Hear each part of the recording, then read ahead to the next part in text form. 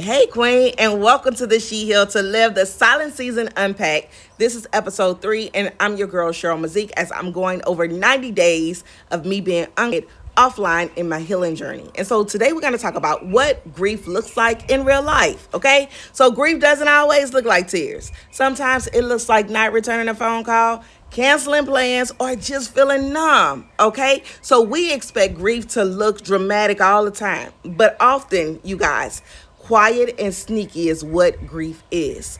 It can show up as a disconnection. It can show up as fatigue.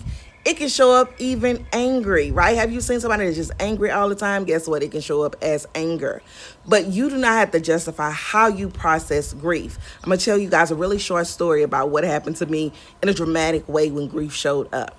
I went to the nail salon because it was Mother's Day, right? It was Mother's Day weekend, and I wanted to get my nails done. I went there. They didn't have an opening. They told me to come back 30 minutes later, not 30 days, 30 minutes later. Came back 30 minutes later. They sat me on the side of this lady, and from the moment that I was on the side of her, I was like, she really reminds me of my mom. Her hair was like my mom with the mullet at the top and long at the back. Her statue was like my mom. She sounded like my mom. She just really reminded me of my mother.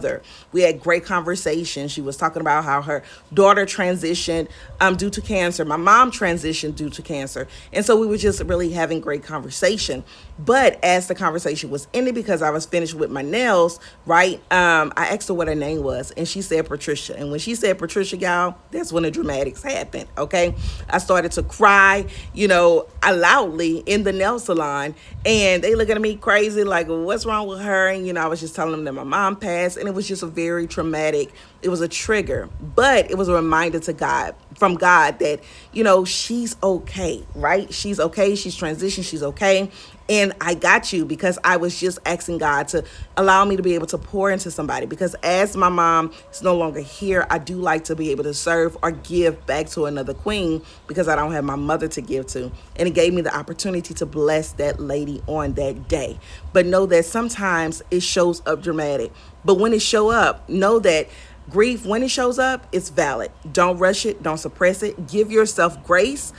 Give yourself grace and go through that process, okay? So if this spoke to your heart, Queen, don't scroll without letting me know. Drop a comment and let me know if you've ever had to heal in silence, right? But if you had a dramatic story similar to mine, let me know in the comments. Make sure you follow, and let's continue to heal together. So come back tomorrow for episode number 4.